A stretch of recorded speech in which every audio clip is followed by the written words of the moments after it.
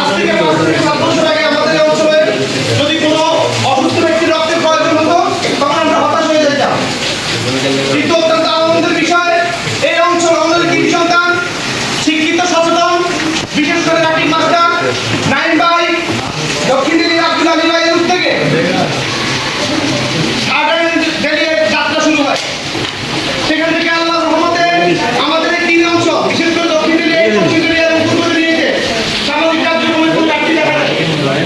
বা সবচেয়ে বড় একটা বিষয় হচ্ছে এই সামাজিক কার্যক্রমের বাইরে গিয়ে এক পক্ষ এই সমাজের মাদক রাজ্য তৈরি করতেছে। ঠিক আছে, আমরা যদি সচেতন হই, আমাদের শিক্ষার্থী কিন্তু যদি সচেতন হয়, এই এলাকার রাজনৈতিক কেন্দ্র যদি সচেতন হয়